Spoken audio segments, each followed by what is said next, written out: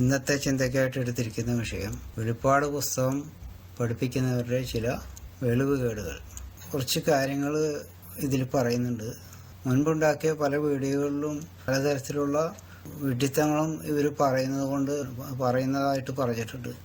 അതിൽ പെടാത്ത ചില കാര്യങ്ങളാണ് ഈ വീഡിയോയിൽ പറയുന്നത്. അത് ഓരോന്നായിട്ട് വായിക്കാം. വെളിപ്പാട് പുസ്തകം 4-ാം അധ്യായത്തിൽ ഇവിടെ കയറി വരുവിൻ എന്നെഴുതിയിരിക്കുന്നത് ഉൽപ്രാവണമാണോ? യേശു വരുന്നേ പൊന്നേശു വരുന്നേ എന്ന പാട്ടിൽ ഇവിടെ കയറി വരുവിൻ എന്ന് പറഞ്ഞിരിക്കുന്നത് ഉൽപ്രാവണത്തെക്കുറിച്ചാണോ? കൊളോസ്യർ 3:4 ക്രിസ്തു വെളിപ്പെടുമ്പോൾ നിങ്ങൾ അവനോടുകൂടെ തേജസ് വെളിപ്പെടും എന്ന് പറഞ്ഞിരിക്കുന്നത് എന്താണ്? 2 തെസ്സലോനിക്കർ 2:3 പറഞ്ഞിരിക്കുന്ന വിശ്വാസത്യാഗം ഉൽപ്രാവണമാണോ?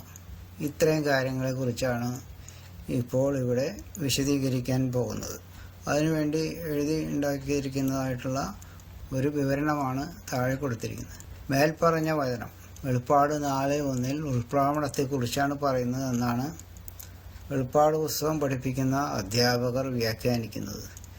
ഇത് ശുദ്ധപോഷകാണ്. ആ വചനം നമുക്കൊന്ന് വായിക്കാം. അനന്തരം സ്വർഗത്തിൽ ഒരു വാതിൽ തുറന്നിരിക്കുന്നത് ഞാൻ കണ്ടു. കാഹളനാദം പോലെ എന്നോട് സംസാരിച്ചു കേട്ട ആദ്യത്തെ ശബ്ദം എന്നോട് ഇവിടെ കയറി വരിക, മേലാൽ സംഭവിപ്പാനുള്ളത് ഞാൻ നിനക്ക് കാണിച്ചു തരാം എന്ന് കൽപ്പിച്ചു. ഇവിടെ കയറി വരുവിനെന്ന് അപ്പോസ്തലനായ യോഹന്നാനോട് മാത്രം പറഞ്ഞ കാര്യമാണിത്. യേശു വരുന്നേ പൊന്നേശു വരുന്നേ എന്ന പാട്ടിൽ ഇവിടെ കയറി വരുവിനെന്ന് പറഞ്ഞിരിക്കുന്നു. വെളിപ്പാട് പുസ്തകം 4-ാം അധ്യായം 1-ാം വാക്യത്തെ അടിസ്ഥാനപ്പെടുത്തി ഉണ്ടാക്കിയ പാട്ടാണിത്. ആ പാട്ട് ഇങ്ങനെയാണ്: യേശു വരുന്നേ പൊന്നേശു വരുന്നേ, വരവിനായി തൻ വചനം പോൽതി ഒരുങ്ങിടുന്നുവോ, ഇവിടെ കയറി വരുവിനെന്ന ദൈവ ശബ്ദം കേൾപ്പതിനു വേണ്ടി ഉണർന്നു നീ ഒരുങ്ങിടുന്നുവോ. ഇങ്ങനെ ആ പാട്ട് പാടുന്നു. ഇവിടെ കയറി വരുന്ന ഈ പാട്ടിൽ പറഞ്ഞിരിക്കുന്നത് ഈ പറഞ്ഞ വചനത്തെ അടിസ്ഥാനപ്പെടുത്തി ഉണ്ടാക്കിയതാണെന്നാണ് അതിൽ നിന്ന് നമുക്ക് കാണുന്നത്. അപ്പോൾ ഈ സമയത്താണോ യേശുക്രിസ്തു വരുന്നത്? യേശുക്രിസ്തു ഈ സമയത്തല്ല വരുന്നത്. ഇനി ബാക്കി വായിക്കാം. ഇത് ഉൽപ്രാവണമാണ് എന്ന് തെറ്റിദ്ധരിച്ചുകൊണ്ടാണ് ഈ പാട്ട് ഉണ്ടാക്കിയിരിക്കുന്നത്. ഇവിടെ കയറി വരിക എന്ന് പറഞ്ഞാൽ എല്ലാവരോടും കൂടി കയറിപ്പാൻ പറഞ്ഞ വചനമല്ലത്. അതങ്ങനെയുള്ള തെറ്റിദ്ധാരണയുടെ അടിസ്ഥാനത്തിലാണ് ഈ പാട്ട് ഇങ്ങനെ മെനഞ്ഞിരിക്കുന്നത്. ഇങ്ങനെ അനവധി പാട്ടുകൾ വേറെ ഉണ്ട്. ബാക്കി വായിക്കാം. ഇങ്ങനെ വചനവുമായി യാതൊരു ബന്ധവുമില്ലാത്ത അനവധി പാട്ടുകൾ ക്രിസ്തീയ ഗാന പുസ്തകങ്ങളിലുണ്ട്. അതിനാൽ ഇങ്ങനെയുള്ള നുണപ്പാട്ടുകൾ പാടുമ്പോൾ സാത്താൻ ഇങ്ങനെയുള്ള പാട്ടുകൾക്ക് നല്ല ഈണം കിട്ടുവാൻ സഹായിക്കുന്നുണ്ട്. ഈ ഈണമെല്ലാം കൊടുക്കുന്നത് സാത്താന്യമാണ്.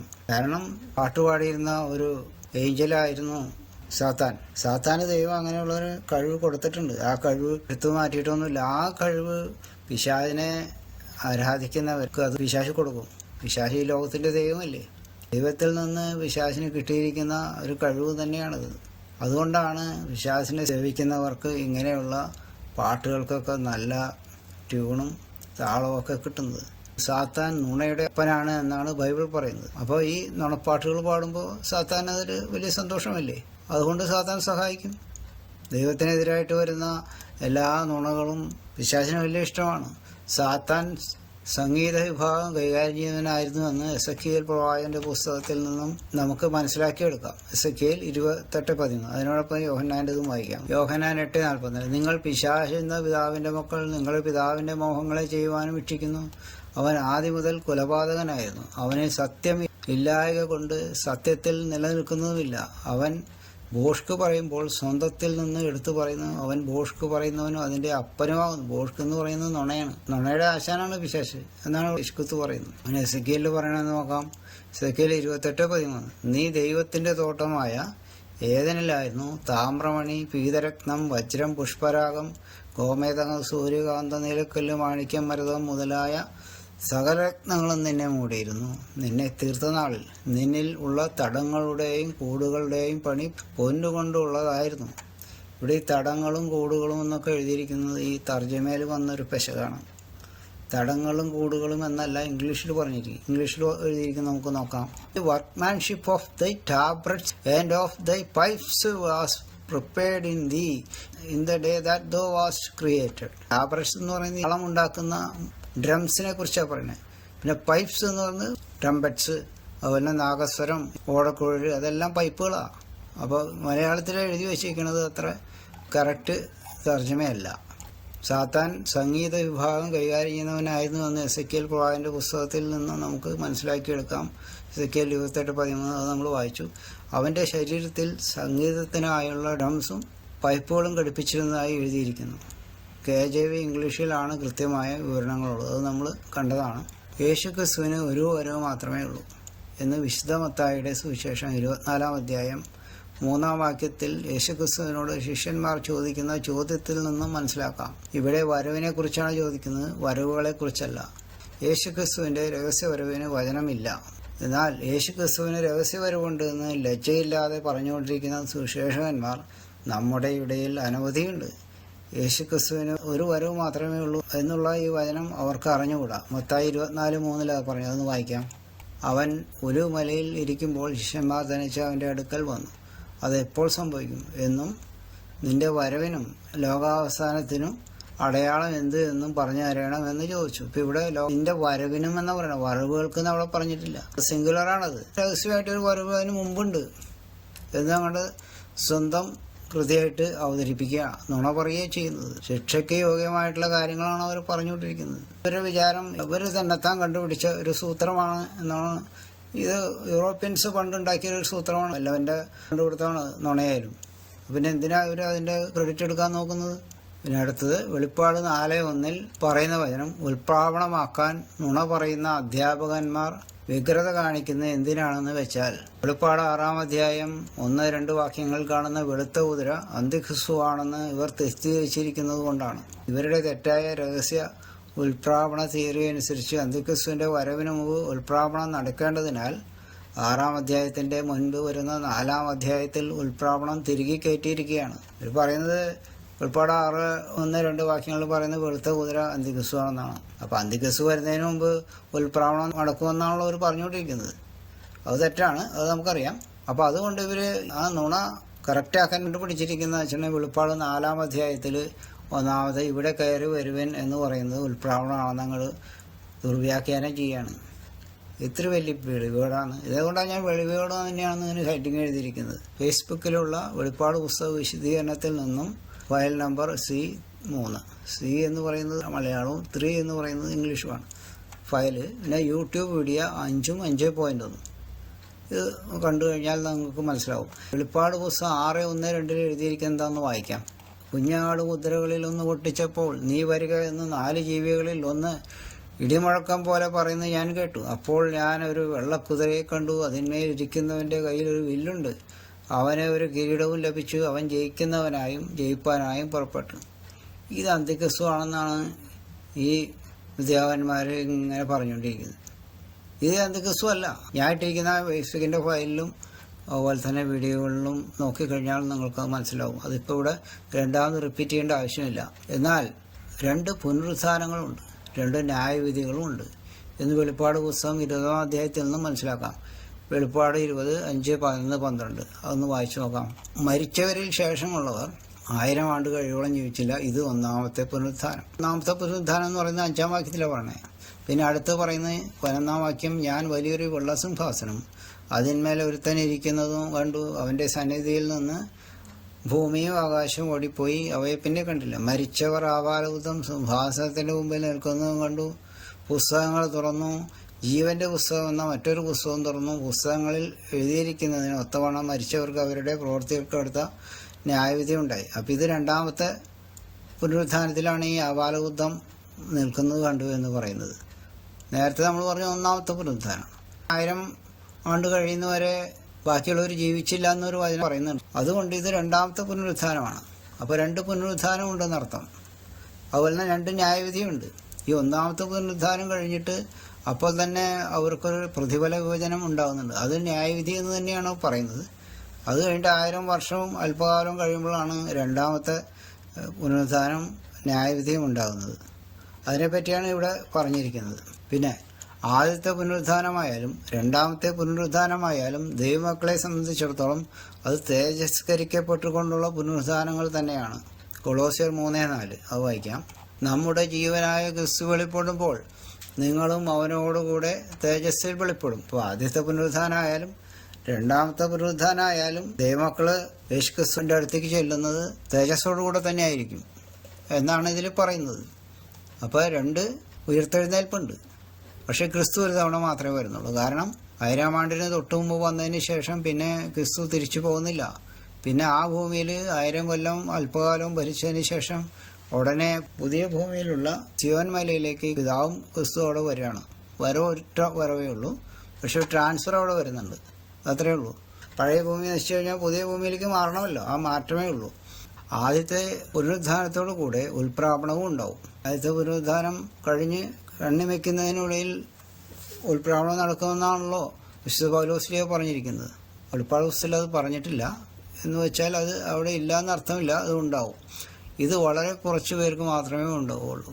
ലൂക്കോസ് 18:8 പറയുന്നുണ്ട്. അതൊന്ന് വായിക്കാം. ലൂക്കോസ് 18:8. വേഗത്തിൽ അവരെ പ്രതിക്രിയ നടത്തി രക്ഷിക്കുമെന്ന് ഞാൻ നിങ്ങളോട് പറയുന്നു. എന്നാൽ മനുഷ്യപുത്രൻ വരുമ്പോൾ അവൻ ഭൂമിയിൽ വിശ്വാസം കണ്ടെത്തുമോ എന്ന് കർത്താവ് പറഞ്ഞെന്ന് പറയുന്നുണ്ട്. 1000-ാം ആണ്ടിന് തൊട്ട് മുമ്പാണല്ലോ കർത്താവ് വരുന്നത്. ആ സമയത്ത് ഭൂമിയിൽ സ്രോതത്തിലേക്ക് എടുക്കാൻ പറ്റുന്ന തരത്തിലുള്ള ആരും ഉണ്ടാവില്ല എന്ന് കർത്താവ് സംശയിക്കുന്നതായിട്ട് അവിടെ പറയുന്നത്. ലക്ഷക്കണക്കിന് ആൾക്കാർ ഇത് ആശയ്ക്ക് എടുത്തുപോയി എന്ന് പറയുന്നത് അർത്ഥമില്ലെന്ന് നമുക്ക് മനസ്സിലായില്ലേ. ഉണ്ടാവുമെന്ന് പറയുന്നുണ്ട്. കർത്താവിനെ പറയുന്നുണ്ട് 2 പേര് കിടക്കയിലായിരിക്കും, ഒരാൾ എടുക്കും മറ്റൊരാൾ എടുക്കില്ല എന്ന് പറയുന്നുണ്ട്. ദൈവമക്കളെ കുറിച്ചാണ് ആ പറയുന്നത്, രോഗമനുഷ്യരെ കുറിച്ചല്ല പറയുന്നത്. അല്ലാതെ രോഗമനുഷ്യർക്ക് ആർക്കും എടുക്കപ്പെടലില്ലല്ലോ. ഈ 2 പുനരുദ്ധാനങ്ങൾക്കും ശേഷം ന്യായവിധി ഉണ്ടാകുന്നുണ്ട്.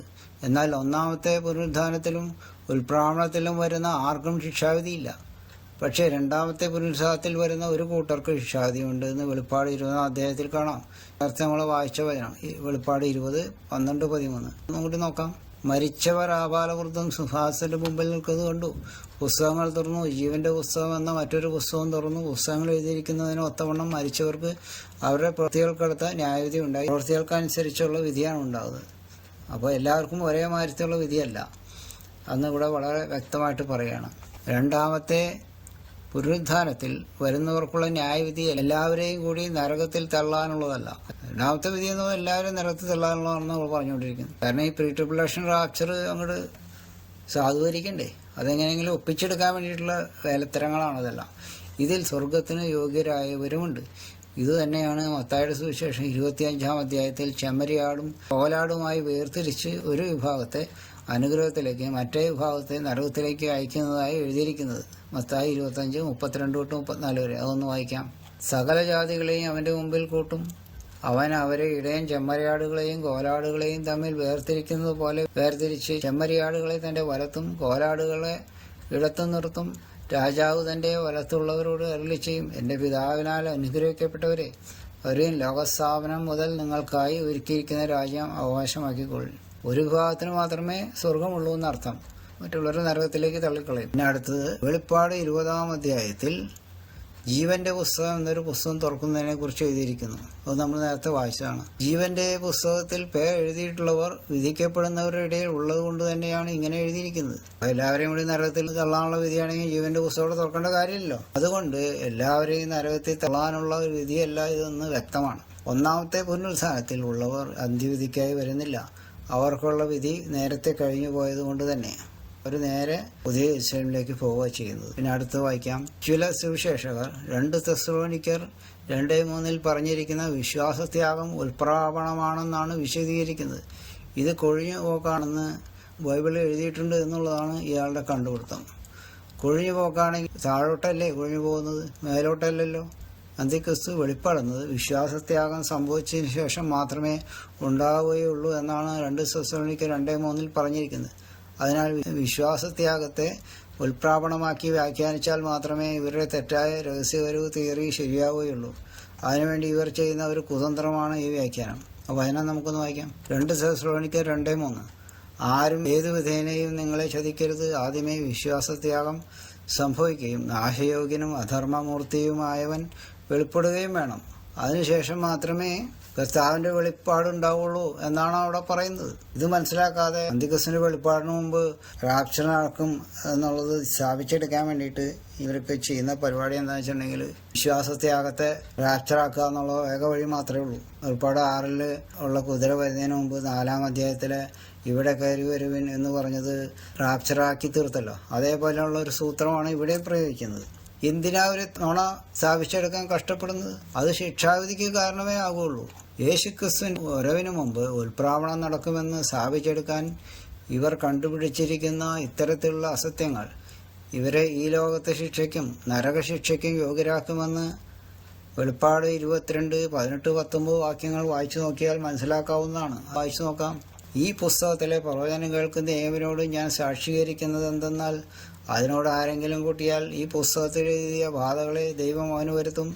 ഈ പ്രവചന പുസ്തകത്തിലെ വചനത്തിൽ നിന്ന് ആരെങ്കിലും വല്ലതും നീക്കിക്കളഞ്ഞാൽ ഈ പുസ്തകത്തിൽ എഴുതിയിരിക്കുന്ന ജീവവൃക്ഷത്തിലും വിശുദ്ധ നഗരത്തിലും അവനുള്ള അംശം ദൈവം നീക്കിക്കളയും. ആദ്യത്തെ വചനത്തിൽ പറഞ്ഞ് ബാധകൾ വരുത്തുന്നതാണ്. പുസ്തകത്തിൽ എഴുതിയിരിക്കുന്ന ബാധകൾ എങ്ങനെയാണ് വരുന്നത്?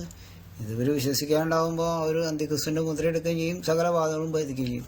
അതേസമയം ഈ പുസ്തകത്തിലെ വല്ലതും നീക്കിക്കളഞ്ഞ, അതായത് ഈ പുസ്തകം വായിച്ചിട്ട് കാര്യമില്ലെന്നവർ പറയണേ, ഇതിൽ പറയുന്ന കഷ്ടങ്ങളൊന്നും നമ്മളെ ബാധിക്കില്ല, റാപ്ചറിൽ എടുത്തു പോകുമെന്നാണ് ഇവർ നുണ പറയുന്നത്. ഈ പുസ്തകം വായിച്ചിട്ട് കാര്യമില്ല എന്ന് പറഞ്ഞാൽ ഈ പുസ്തകത്തെ നീക്കിക്കളയുന്ന തുല്യമല്ലേ?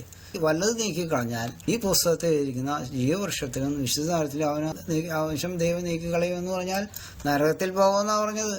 ഇത് ഇവരൊന്നും വായിച്ചു നോക്കുന്നില്ല, അവർ മനസ്സിലാക്കുന്നില്ല. ഇവർക്ക് പ്രസംഗിക്കണം, അത് ആളാകണം, അത് തന്നെ, വേറൊന്നുമില്ല. അത് അംഗീകരിച്ചു കൊടുക്കുന്ന ആൾക്കാരുണ്ട്, വിശ്വാസികളാണെന്ന് പറയുന്നവർ. അവരുടെയും ഗതി ഇതൊക്കെ തന്നെയാണ്. ഇത്രയും പറഞ്ഞുകൊണ്ട് നിർത്തുകയാണ്.